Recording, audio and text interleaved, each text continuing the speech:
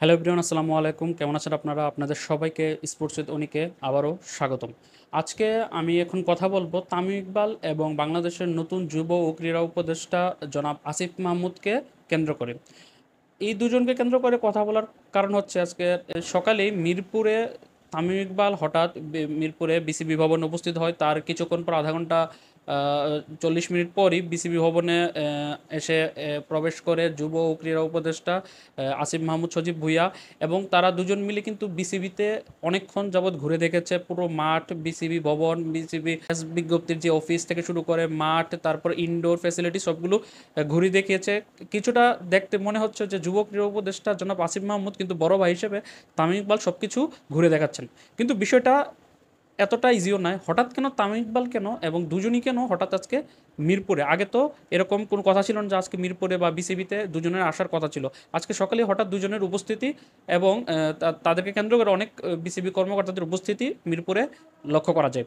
এর পেছনে তিনটি কারণ থাকতে পারে বা এর চেয়ে বেশি হতে পারে। এর মধ্যে আমি তিন চারটি কারণ নয়, আমি দুটি কারণকেই মূলত প্রাধান্য দিচ্ছি। দুটি কারণ হচ্ছে, প্রথম একটি কারণ হচ্ছে তামিম ইকবাল কি বাংলাদেশ দলে ব্যাক করতে যাচ্ছেন, এবং ব্যাক করলে সে কি শুধুমাত্র ক্রিকেটার হিসেবে ব্যাক করছেন নাকি অধিনায়ক হিসেবে দলে ব্যাক করবেন।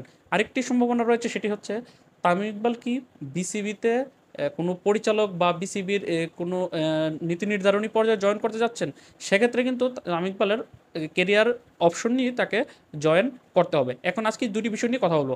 প্রথম যে বিষয়টি নিয়ে কথা বলছি সেটি হচ্ছে যে অ্যাজ এ ক্রিকেটার তামিম ইকবালকে যদি আমরা বিবেচনা করি, তামিম ইকবাল কি জাতীয় দলে ব্যাক করছেন, ব্যাক করলে কি অধিনায়ক হিসেবে করছে কিনা। প্রথমত, তামিম ইকবাল কিন্তু দীর্ঘ অনেকদিন যাবৎ জাতীয় দলের বাইরে। সর্বশেষ 2023-এর ওয়ানডে বিশ্বকাপে কিন্তু তামিম ইকবাল বিশ্বকাপে যাওয়ার কথা ছিল, কিন্তু শেষ পর্যন্ত তামিম ইকবালকে দলে রাখা হয়নি এবং তামিম ইকবাল যেতে চায়নি, এরকম একটা বিষয় আমরা কিন্তু মিডিয়া পাড়ায় বা ক্রিকেট মহলে আমরা শুনে আসছি যে তামিম ইকবালের সাথে কোচের বনিবনা না হয়, সাকিব আল হাসানের সাথে সম্পর্কের অবনতি হওয়ার কারণে তামিম ইকবাল বিশ্বকাপে শেষ পর্যন্ত যায়নি। কিন্তু বিশ্বকাপে যাওয়ার আগে ঘরের মাঠে দুটি ম্যাচ খেলেছিল, কোন দলের বিপক্ষে এই মুহূর্তে খুব একটা মনে পড়ছে না।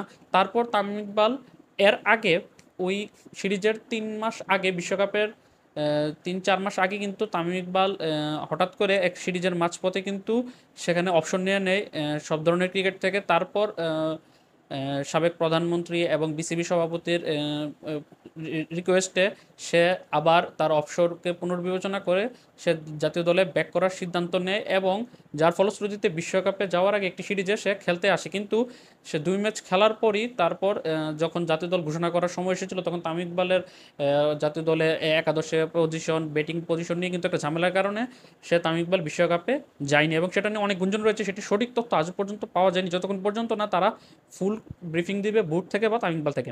তারপর কিন্তু তামিম ইকবাল অবসর অবসর মতোই ছিল, তামিম ইকবাল আর ব্যাক করেনি। তারপর শোনা যাচ্ছিল তামিম ইকবাল টেস্টে ব্যাক করবে, তারপর ওয়ানডেতেও ব্যাক করার কথা ছিল, টি-20তে তো তামিম ইকবাল আর ব্যাক করবেন এরকম একটা বিষয়। এমনকি গত 2024 টি-20 বিশ্বকাপ গত 2 মাস আগে যেটি অনুষ্ঠিত হয়েছে, সেটিতে তামিম ইকবালের ব্যাক করার একটি গুঞ্জন শোনা যাচ্ছে, কিন্তু শেষ পর্যন্ত সে সেটিতেও জয়েন করেনি। এবং বিসিবি সভাপতি, সাবেক সভাপতি পাপন, সাবেক সভাপতি নয়, এখনও পদত্যাগ করেনি পাপন এবং তামিমের মধ্যে একটি শীতল যুদ্ধ চলছিল, যে তাদের মধ্যে কথাবার্তা চলছে তামিমের কামব্যাককে ঘিরে। সামনে 2025-এ পাকিস্তানে চ্যাম্পিয়ন্স ট্রফি রয়েছে ফেব্রুয়ারি মার্চে, সেখানে তামিম ইকবালের অংশগ্রহণ ওডিআই ফরম্যাটে সেখানে করবে কিনা, সেই সকল কিছু মিলিয়ে তামিম ইকবালের জাতীয় দলে ফেরার পেছন কিন্তু অনেকেই অপেক্ষা করছে। তামিম ইকবাল ফ্যান্স থেকে শুরু করে অনেকে চাচ্ছে তামিম ইকবাল জাতীয় দলে ব্যাক করুক। এখন আজকে তামিম ইকবাল যখন যুব ক্রীড়া উপদেষ্টা আসিফ মাহমুদের সাথে যখন বিসিবিতে দেখা করে এবং বিসিবিতে ঘুরে দেখায়, তখন একটা আঁচ পাওয়া যাচ্ছিল যে তামিম ইকবাল কি তাহলে জাতীয় দলে ব্যাক করছে। এবং তামিম ইকবাল কিন্তু এর আগে মিডিয়াতে অনেকবার বলেছে যে আমি জাতীয় দলে ব্যাক করতে হলে অনেক কিছু পরিবর্তন করতে হবে, অনেক কিছু ঠিক করতে হবে। সেক্ষেত্রে এখন যেহেতু নতুন একটি বোর্ড চলমান, অর্থাৎ নতুন বোর্ডের মধ্যে অনেক কিছু পরিবর্তন লক্ষণীয়, সেক্ষেত্রে বোর্ড কর্তা থেকে সব কিছুতে পরিবর্তন আসার সম্ভাবনা রয়েছে। সেক্ষেত্রে তামিম ইকবাল কি এখন বিবেচনা করবে কিনা জাতীয় দলে আসাটা, এবং জাতীয় দলে আসলে সে কি শুধুমাত্র ক্রিকেটার হিসেবে আসবে নাকি অধিনায়ক হিসেবে আসবে। কারণ নতুন যে যুব ও ক্রীড়া উপদেষ্টা যে আসিফ মাহমুদ সজীব, সে ক্রিকেট নিয়ে কিন্তু খুব ভালো তার অভিজ্ঞতা, ভালো তার নলেজ, এবং ক্রিকেট নিয়ে সে খুব বেশি উৎসাহী। সেক্ষেত্রে সে একদিক দিয়ে আমরা জানতে পারি যে তামিম ইকবালের অনেক বড় ভক্ত। সে কি তামিম ইকবালকে রিকোয়েস্ট করবে যে জাতীয় দলে আসার জন্য, জাতীয় দলে ব্যাক করার জন্য, এবং অধিনায়ক হিসেবে ব্যাক করবে কিনা সেটি দেখার বিষয়। যদিও শান্ত এবং তাসকিনকে কিন্তু ক্যাপ্টেন এবং ভাইস ক্যাপ্টেন করে কিন্তু বাংলাদেশ পরবর্তী 10 বছর একটু রূপরেখা বিসিবি তৈরি করেছিল, যে বাংলাদেশকে নেতৃত্ব দেবে পরবর্তী 10 বছর বা 20 বছরে। এই শান্ত, তাসকিন, তাই শান্তকে 3 ফরম্যাটের অধিনায়ক এবং তাসকিনকে সহ অধিনায়ক করা হয়েছিল। এখন দেখার বিষয় তামিম ইকবাল যদি অধিনায়ক হিসেবে ব্যাক করে শান্তকে কী পর্যায়ে রাখা হোক। এবং আরেকটি বিষয় হচ্ছে যে, যেটা বলছিলাম যে প্রথম কথাটা ছিল যে তামিম ইকবাল কি জাতীয় দলে ব্যাক করবে, অধিনায়ক হিসেবে ব্যাক করবে কিনা, এটা একটা কারণ হতে পারে তামিম ইকবালের আজকে বিসিবিতে যুব ক্রীড়া উপদেষ্টার সাথে দেখা করার। এছাড়া আরেকটি কারণ হতে পারে যে তামিম ইকবাল কি অবসর গ্রহণ করে সে বোর্ডে, পরিচালনা পর্ষদে বা নীতি নির্ধারণী পর্যায়ে আসতে যাচ্ছে কিনা। এটা খুব একটা ভালো একটা ডিসিশন হবে। আমরা সকলেই জানি যে বিসিবি এবং বাংলাদেশ ক্রিকেটের জেলা ভিত্তিক বা বিভাগীয় ভিত্তিক ক্রিকেট থেকে শুরু করে সব কিছুতে কিন্তু দুর্নীতি। বাংলাদেশের লোকাল ঘরোয়া টুর্নামেন্টগুলো ঠিকমতো আয়োজিত হয় না। সেক্ষেত্রে সব কিছু মিলে কিন্তু একজন সংগঠক, ক্রীড়া সংগঠক যতটুকু সমস্যা বা দুর্নীতি বা অব্যবস্থাপনার কথা জানবে, তার থেকে বেশি কিন্তু একজন ক্রিকেটার যে এই রুট লেভেল থেকে খেলে জাতীয় দলে শীর্ষ পর্যায় পর্যন্ত অধিনায়ক হিসেবে খেলেছে, সে কিন্তু একজন সংগঠক থেকে খুব বেশি জানে এবং সে সাবেক অধিনায়ক এবং তার প্রায় 17-18 বছরের ক্রিকেটের কেরিয়ার রয়েছে। সেক্ষেত্রে তামিম ইকবালকে কি অবসরের পর তামিম ইকবাল কি জাতীয় বাংলাদেশ ক্রিকেট বোর্ডে কি বিসিবির পরিচালনা পদে আসছে কি না, সেটিও দেখার বিষয়। কারণ সেটির একটি সম্ভাবনা রয়েছে, সেটি হচ্ছে বাংলাদেশ ক্রিকেট বোর্ডে মোট 25 জন পরিচালক রয়েছে, যার মধ্যে 23 জন পরিচালক হচ্ছে কাউন্সিলরশিপ, সাবেক অধিনায়ক বা বিভিন্ন সরকারের মাধ্যমে নির্বাচিত 23 জন পরিচালক। বাকি দুটি পরিচালক আসে জাতীয় ক্রীড়া পরিষদ এনএসসি থেকে। এনএসসি মনোনীত দুজন প্রার্থী এখানে এসে তারপর এখানে পরিচালক হিসেবে বিসিবিতে দায়িত্ব পালন করে মোট 25 জন পরিচালক। এই দুজন পরিচালক যারা জাতীয় ক্রীড়া পরিষদ থেকে আসে, তাদের মধ্যে একজন হচ্ছে সাবেক ক্রিকেট অফ চেয়ারম্যান, কারণ সে পদত্যাগ করে ফেলেছে আজকেই। জালালিনুস পদত্যাগ করাতে তার জায়গাতে তামিম ইকবাল কি আসবে কি না, যদিও তামিম ইকবাল আসার কথা না, এখানে ফারুক আহমেদ, নাজমুল আবেদিন ফাহিম স্যার তাদের কথা আসছে। সেটি নিয়ে আমি সেপারেট ভিডিও বানাবো, যে কে হচ্ছে পরবর্তী সভাপতি, সেটি নিয়ে আলাদা একটি ভিডিও আমার চ্যানেলে পাবেন।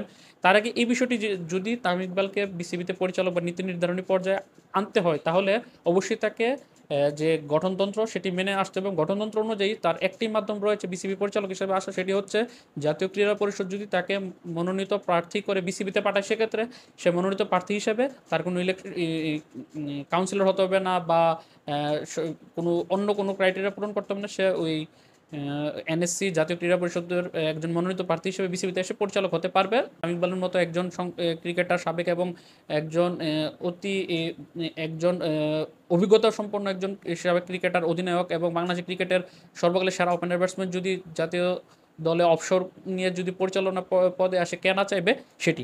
তবে এই মুহূর্তে আমরা তামিম ইকবাল এজ এ পরিচালক থেকে এজ এ ক্রিকেটার তামিম ইকবালকে আমরা চাই, কারণ আমরা সকলেই জানি যে আমরা দীর্ঘ অনেক দিন যাবত কিন্তু তামিম ইকবালের বিকল্প পাচ্ছি না।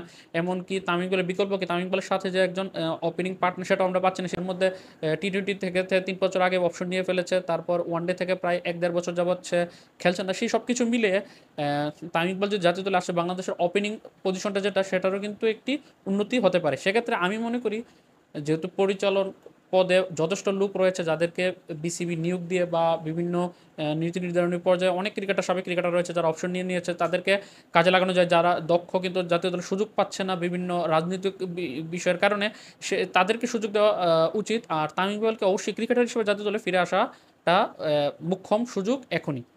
তো দেখা যাক শেষ পর্যন্ত কী হয়। আমি যে আলোচনাগুলো করছি এটাও সত্য হতে পারে যে সে হয়তো বা অপশন নিয়ে পরিচালক হতে পারে, আবার এমন হতে পারে ক্রিকেটার হিসেবে ব্যাক করতে পারে। আবার এই দুটির কোনোটা না হয় এমন হতে পারে যে সে সাবেক ক্রিকেটার হিসেবে তামিম ইকবালের একজন সাবেক ক্রিকেটার, এবং সেই হিসাবে তামিম ইকবালকে যুব ক্রীড়া উপদেষ্টা বিসিবিতে আমন্ত্রণ জানিয়েছে যে তাকে নিয়ে ঘুরে দেখবে বিসিবিটা। এরকমও কিছু হতে পারে। দেখা যাক শেষ পর্যন্ত কী হয়। ভালো কিছুর প্রত্যাশা রেখে আজকে ভিডিওটা এখানে শেষ করছি। আল্লাহ হাফেজ।